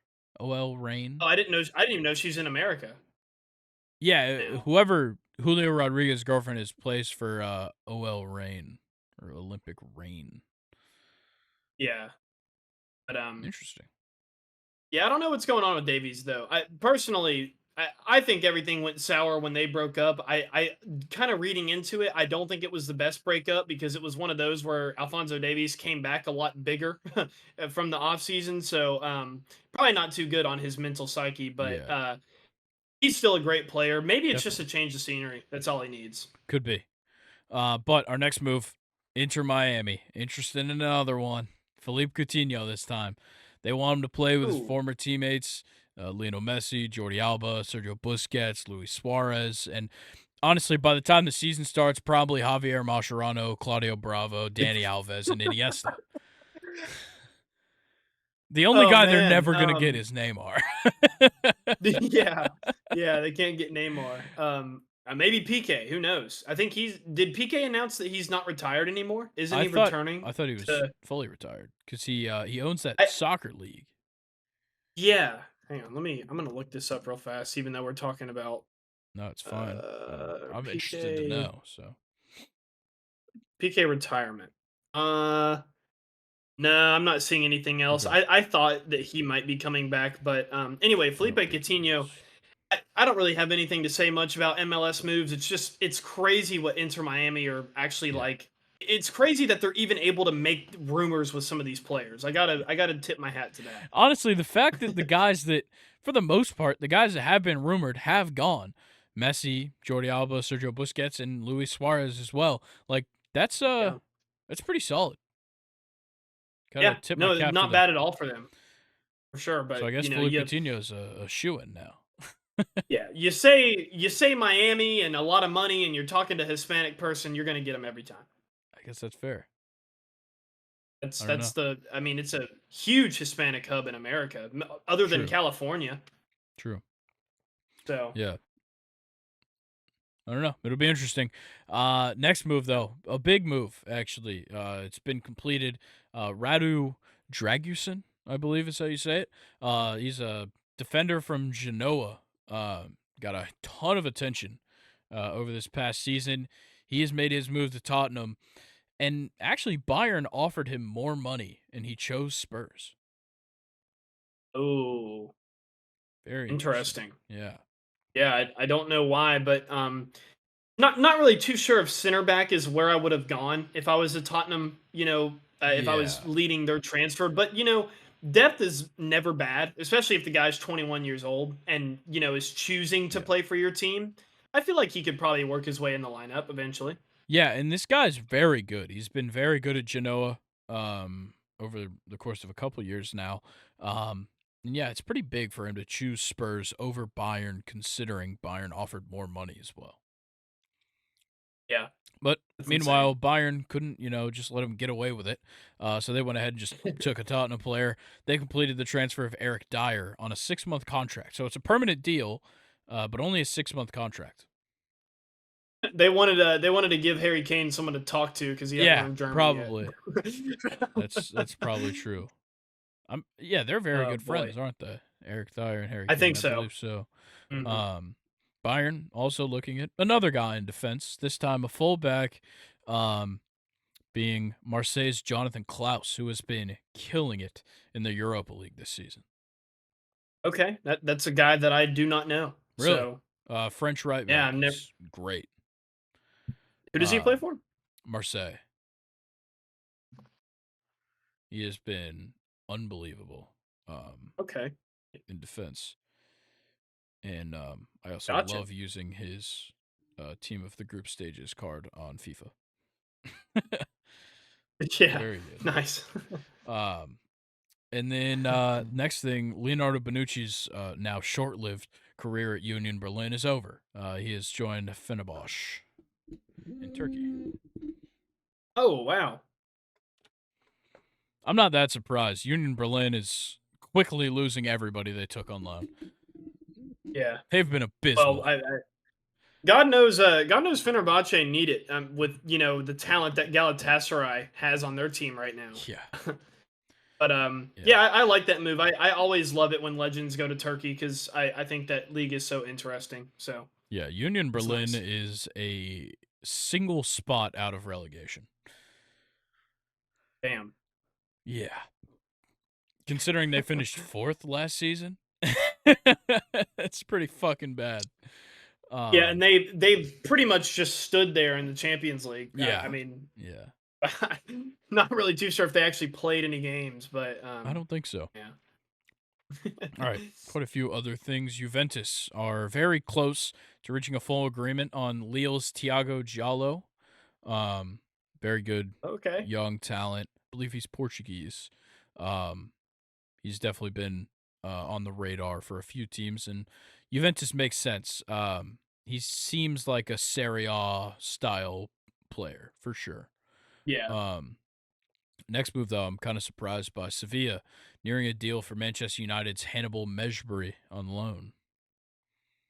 He's been Huh. quite the topic of conversation over the past year for Man United. A lot of people wanting to see him more, a lot of people wanting to see him go on loan, which ultimately is what happened. But yeah, I'm not too surprised by that. I know Everton showed some interest, but Manchester United just preferred sending him to Sevilla. Yeah, that's fair. Next thing, Arsenal in deep talks with Everton over a move for Amadou Onana. Um, that one just seems like a depth move, obviously.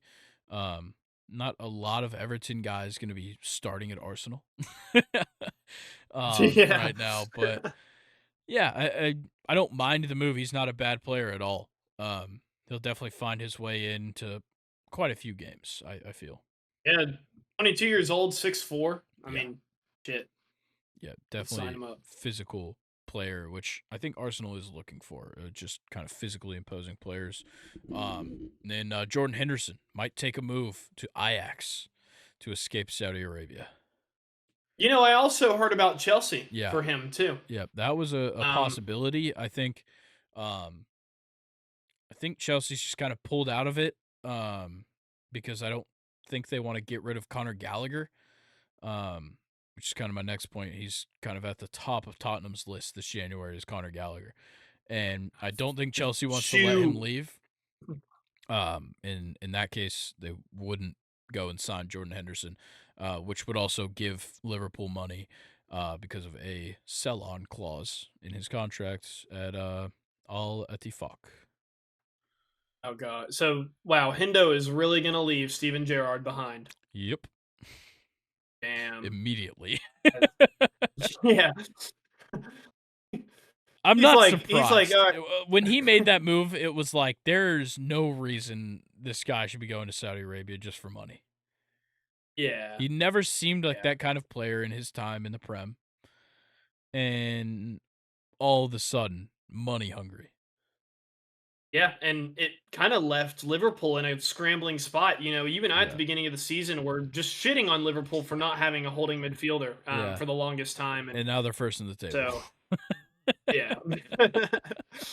Some really high-quality takes here from Second and Short. Oh, we're good. We're good. I got next two things. Chelsea as well. Chelsea recalled David Datro Fofana from his loan to Union Berlin. Oh, solid. And then solid. That guy's been making some waves in our lineup. I've heard some chatter about him. Yes. And then Chelsea are interested in Brighton striker Evan Ferguson. He's but I don't mind that at all. I like Evan Ferguson a lot. Very good Irish striker. Yeah. If Chelsea aren't going to spend a lot of money, I would want a guy like Ferguson, or probably not even Tony, because they want to sell him for, you know, the most expensive player in the world for some reason. But but I can settle with Ferguson. Yeah, he'd be great. Next thing, Steven Bergwijn. Bergwijn? I don't fucking know how to say that shit. He's one of West Ham's top targets this January. Because West Ham just loves going after Ajax players. They've already gotten two of them in the summer, and now they're going for another. Yeah, I like that move for him in the Premier League. I think he'd be, because he's a veteran now. I want to say he's probably like in his early 30s. Yeah, he's getting up there for sure. And I feel like he could be a decent signing for West Ham's current situation. Yeah, I definitely agree. Let's see. Okay, so this is the last thing. It's not really a transfer thing. It kind of is. Saudi Arabia are getting set to increase the number of overseas players permitted at their clubs to prepare them to target the world's best young talent. Yeah, so all of you Saudi Arabian players who spent years and years in the academy, you're fucked. You don't have a spot over there anymore.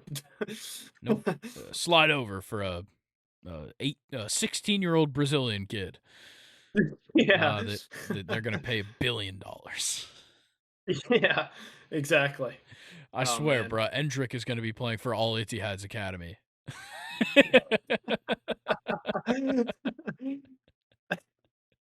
That's funny. That's just the most ridiculous thing ever. It's just like, okay, so we have a bunch of money and we can go out and just pay children a shitload of money to come to our squad, to come to our team, and we'll just change the rules so that can happen. Yeah, just take advantage of all these teenagers without agents and their families. Yeah, and if they do have an agent, the agent is definitely robbing them blind. Yeah, exactly. Yeah. Like if you're a 15-year-old and you're very good at soccer and you live in like Uruguay, your agent is robbing you. I guarantee it. Oh man. All right. Any other transfer news that you might have? I can check my phone real fast. I don't think I do though. Go to my podcast stuff on my saved Instagram. As soon as I swim through all the Instagram models on my feed. Nice. I hope your girlfriend's podcast stuff. No, she probably doesn't even know who Tom Brady is. But I love you, Madeline, though, if you are listening. I have.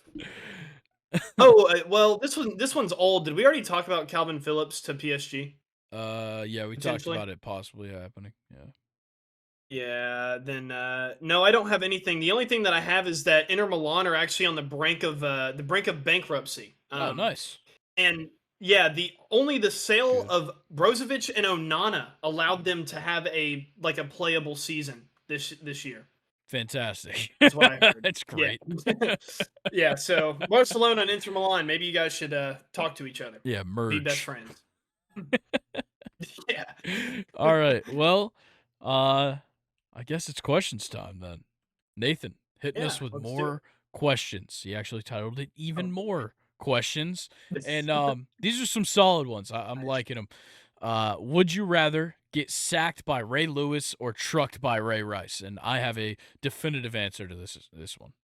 Yeah, I'm definitely taking Ray Rice. That guy's a pussy who beats up women in Yeah. elevators. I'm not going near Ray Lewis. Yeah, no, I'd rather be in an elevator with Ray Rice than get sacked Yeah. by Ray Lewis. Yeah. I'd be much more scared of Ray Rice in an elevator than just him hitting me.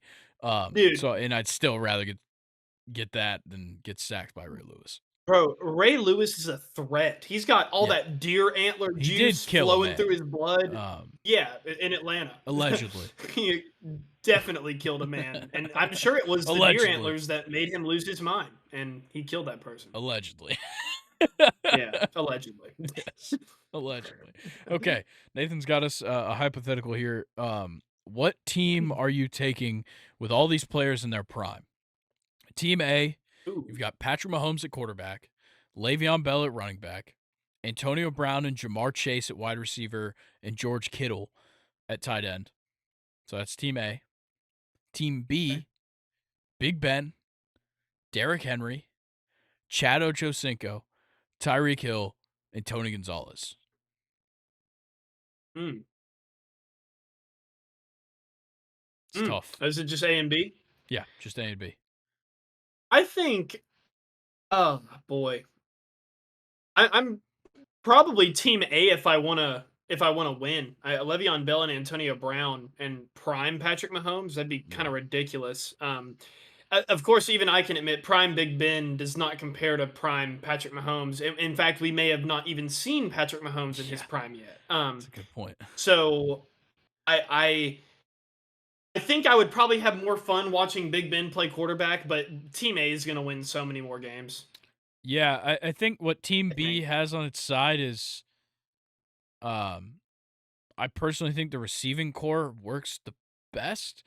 Um Chad Ochocinco, Tyreek Hill, Tony Gonzalez over AB, Jamar Chase, and George Kittle. Yeah. I'd probably take Team B's receiving core, but Mahomes is ridiculous. And I think, as crazy as this sounds, prime Derrick Henry, prime Le'Veon Bell might be a toss up. Depends on what you're looking to do. Yeah, I think. yeah, I can see that. I Because, like, think when you think of, Le'Veon like, prime Bell. Derrick Henry is great, but he needs the carries. And prime Le'Veon Bell doesn't necessarily have to have the carries. He can get passes. Yeah, yeah. I think Le'Veon Bell adds more to what you can do on offense with him than Derrick Henry does. Derrick Henry is Yeah. very one dimensional. He's very good, but he's very one dimensional. While Le'Veon Bell could block, receive, run, he could really do it all. Yep. Okay, so the next one, I'm not too sure on how familiar you might be with it. Oh gosh. What was your favorite sports science episode? Did you ever watch Sports Science? Oh fuck yeah. Definitely the two that come to mind. Number one is definitely our oldest Chapman. Yeah.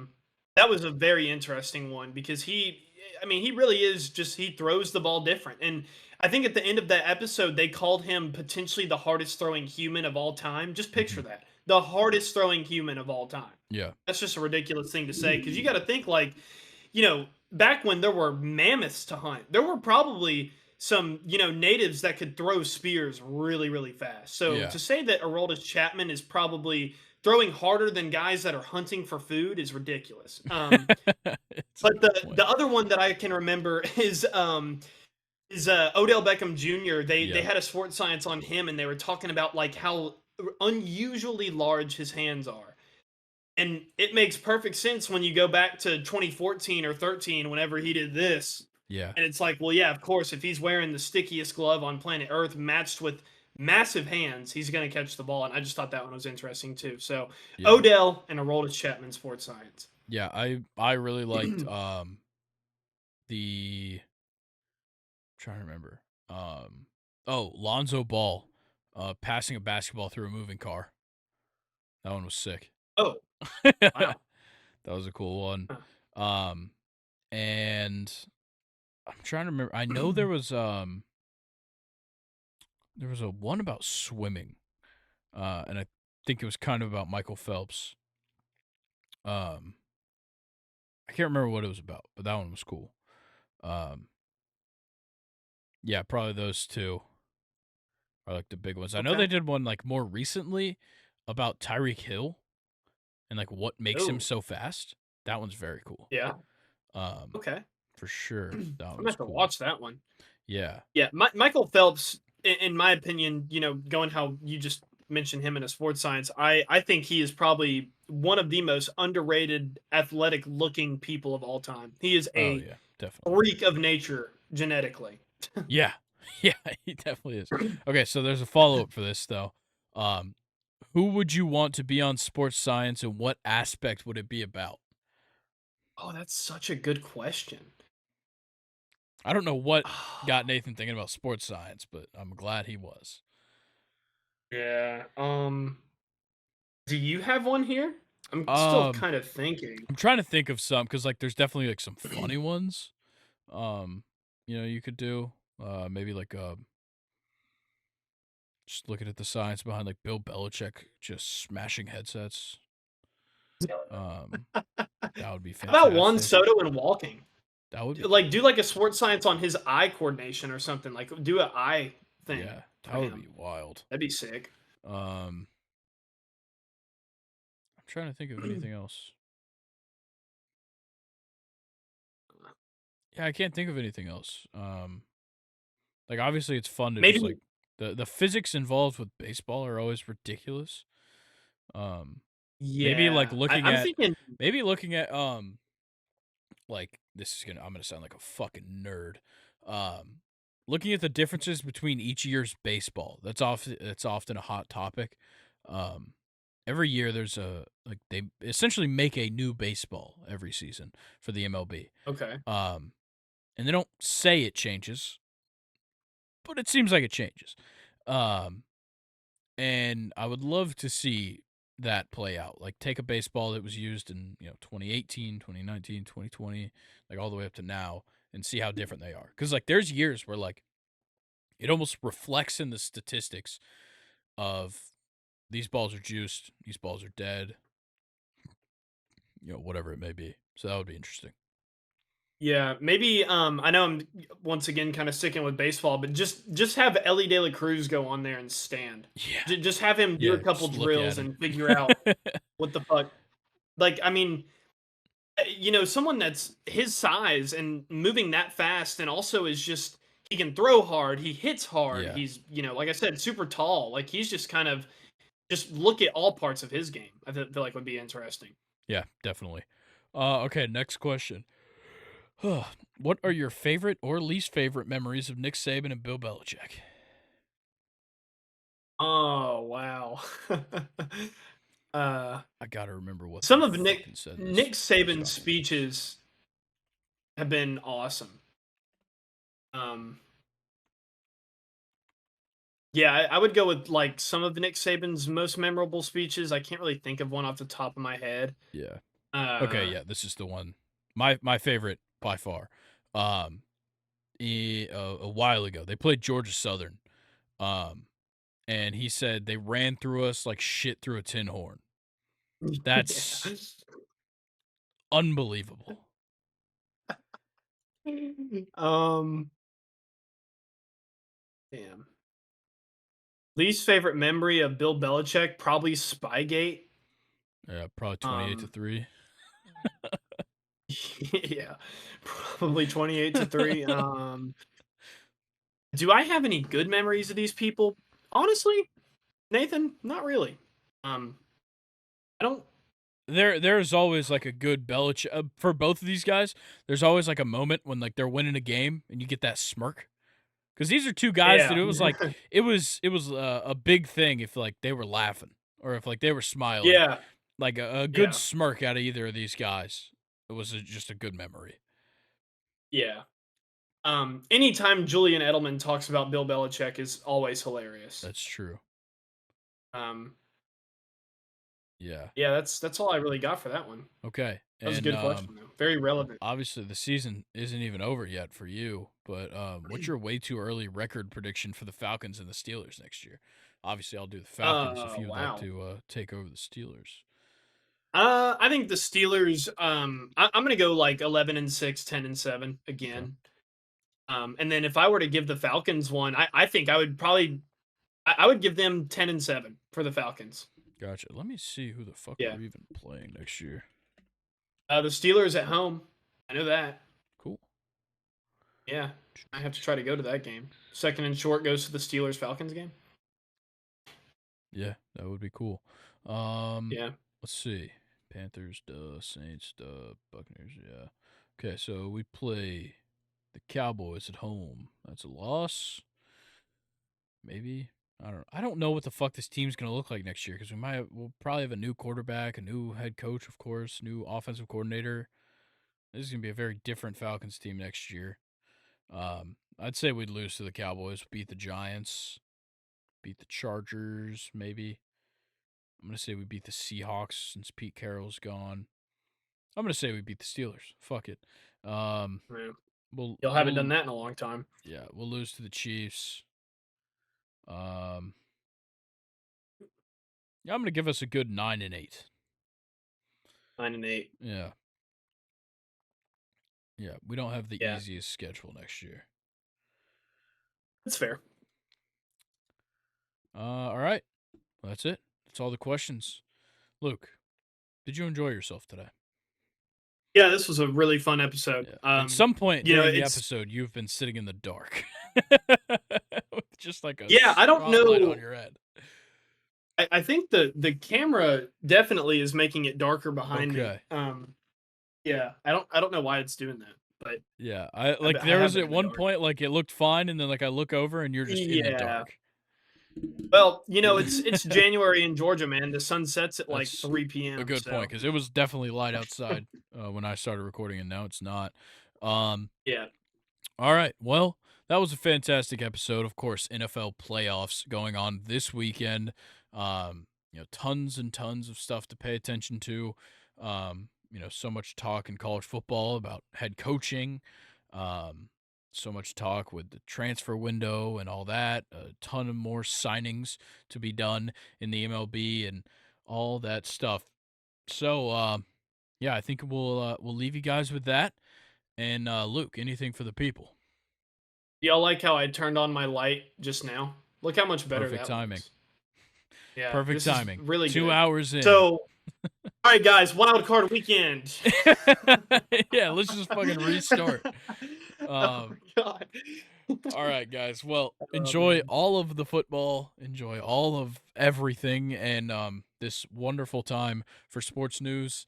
And we'll catch you guys next week. Peace. Go Steelers.